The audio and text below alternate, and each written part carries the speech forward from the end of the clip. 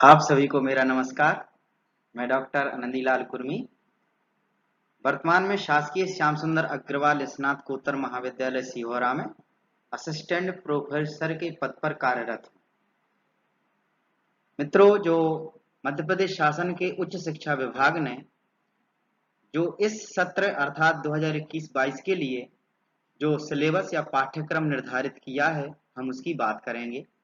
ये पाठ्यक्रम या सिलेबस किस कक्षा का है? यह बीए थर्ड ईयर या बीए तृतीय वर्ष का और पेपर ये सेकंड है। इसमें हम लोग बात करें कि ये किस विषय का है, तो ध्यान रखिए समाजशास्त्र विषय का सेकंड पेपर है और इस पेपर का टाइटल है मेथड्स ऑफ सोशल रिसर्च, सामाजिक अनुसंधान विधि या विधियां, ये प्रश्न पत्र का शीर्षक है। इसमें हम अधिकतम अंकों की बात कर लेते हैं जो नियमित विद्यार्थियों के लिए हैं। तो नियमित विद्यार्थियों के लिए इसमें आप जानते हैं कि आपका प्रथम सीसी जो आंतरिक मूल्यांकन त्रैमासिक होता है, 3 महीने का होता है, ये 5 अंक का होता है। साथ ही दूसरा जो सीसी आपका 6 मंथली या 6 माही होता है, ये भी 5 अंक का होता है। और आप लोगों का जो एनुअल एग्जाम या वार्षिक परीक्षा है, ये 40 अंकों की होती है। इस प्रकार से आपका पूरा पेपर 50 अंकों का होता है। अब हम इस पेपर में क्या है इसकी बात कर लेते हैं। देखिए, सबसे प्रथम यूनिट में सामाजिक अनुसंधान या सोशल रिसर्च। सोशल रिसर्च का आपको क्या पढ़ना है इस सिलेबस में? इसमें पढ़ना है आपको मीनिंग, विशेषताएं और इसका महत्व। सामाजिक अनुसंधान का अर्थ, विशेषताएं एवं महत्व। इसके साथ ही हमें पढ़ना है, इसमें बारे में बात करनी है साइंटिफिक रिसर्च।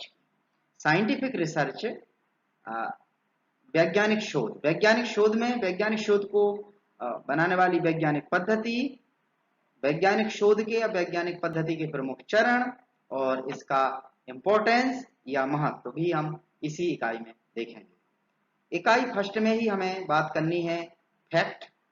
फैक्ट के कॉन्सेप्ट को हम समझेंगे और ऑब्जेक्टिविटी या वस्तुनिष्ठता, इसके बारे में हम लोग इसमें बात करेंगे। इकाई 1 में ही आपको रिसर्च डिजाइन के बारे में पढ़ना है, अर्थात शोध रचना, शोध प्रारूप जिसे कहते हैं, इसका आपको क्या पढ़ना है? अर्थ पढ़ना है, विशेषताएं पढ़नी है और इंपॉर्टेंस या महत्व पढ़ना है। इसके साथ ही हाइपोथेसिस या उपकल्पना या प्राकल्पना, इसके बारे में हम लोग बात करेंगे। इसका फार्मूलेशन या निर्माण कैसे होता है और परीक्षण टेस्टिंग कैसे किया जाता है। इकाई 1 में ही हम लोग बात करेंगे सामाजिक सर्वेक्षण या सोशल सर्वे की। इसमें हमें क्या पढ़ना है? सामाजिक सर्वेक्षण का अर्थ, सामाजिक सर्वेक्षण की परिभाषा, सामाजिक सर्वेक्षण की विशेषताएं, उसके उद्देश्य और उसके प्रकार।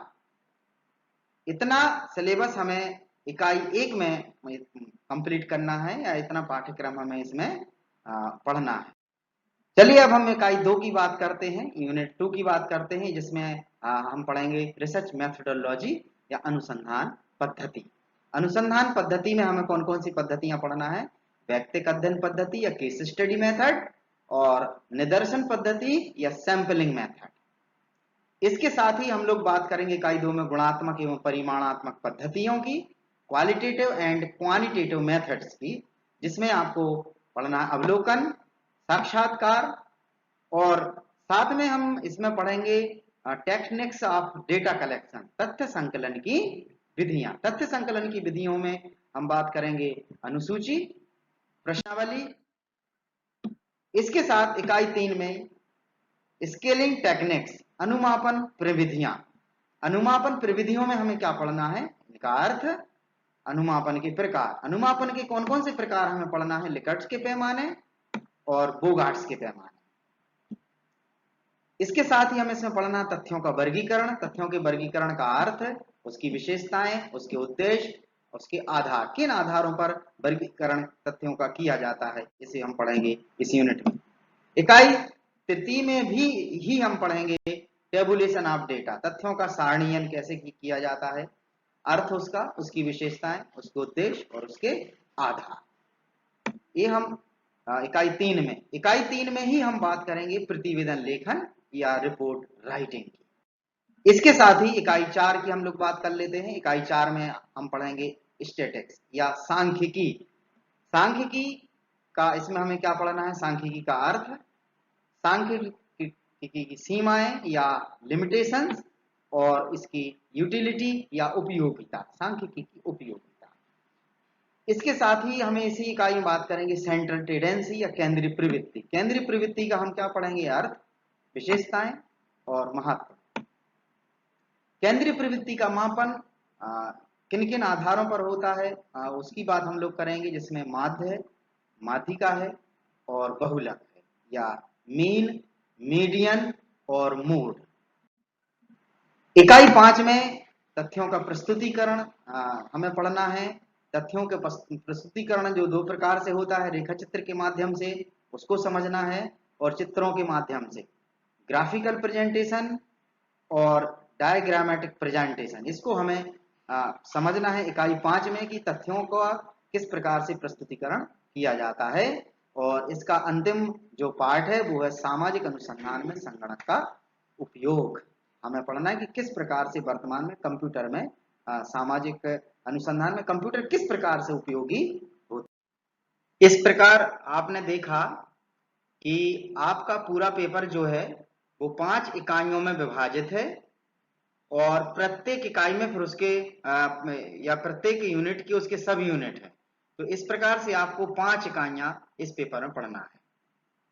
चलिए मैं आपको इस पेपर को कंप्लीट करने के लिए कुछ बुक रेफर करता हूं, वो आप पढ़िए सिलेबस को समझने के लिए। Scientific social survey and research, PV young की पुस्तक है। दूसरी पुस्तक है encounter and experience, personal account of field work, जो कि आंद्रे बेताई और टीएन मदान द्वारा लिखित है। ये विकास पब्लिशिंग जो न्यू दिल्ली में है, ये पब्लिश्ड हुई है 1975 ईस्वी में। तीसरा जो पुस्तक है, तीसरा बुक है, मैं आपको रेफर करूंगा, मेथड एंड थ्योरी, जो कि एन जयराम द्वारा लिखित है और मैकमिलन पब्लिकेशन मद्रास से 1989 में ये पब्लिश्ड हुई है। इसके साथ ही टोंगिया एवं पाटिल की पुस्तक को पढ़ सकते हैं आप, जिसने जो पुस्तक का नाम है सामाजिक अनुसंधान के मूल तत्व। ये मध्य प्रदेश हिंदी ग्रंथ अकादमी भोपाल से ये प्रकाशित हुई है 2004 में। इसके साथ ही आप पढ़ सकते हैं आर.एन. त्रिवेदी एवं डी.पी. शुक्ला की जो पुस्तक है रिसर्च मेथडोलॉजी, ये कॉलेज बुक डिपो जयपुर से पब्लिश्ड होती है, आप इसे पढ़ सकते हैं।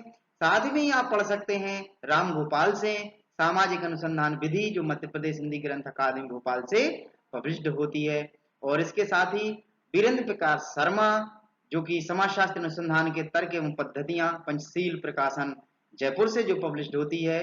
साथ ही आप पढ़ सकते हैं सुरेंद्र सिंह की पुस्तक है, पुस्तक का नाम है सामाजिक अनुसंधान, ये उत्तर प्रदेश हिंदी ग्रंथ अकादमी लखनऊ से ये पब्लिश्ड होती है। मित्रों, मुझे लगता है कि आपकी समझ में आ गया होगा, आपका सिलेबस ये पूरा समझ में आ गया होगा, और आप इसे, विश्वास करता हूं कि आप इसे नोट भी करेंगे। वीडियो देखने के लिए बहुत बहुत धन्यवाद। और यदि वीडियो में कुछ कमी आपको समझ में आती है या आप सोचते हैं कि कुछ और हो सकता था, तो प्लीज कमेंट बॉक्स में जरूर लिखें। बहुत बहुत धन्यवाद। नमस्कार।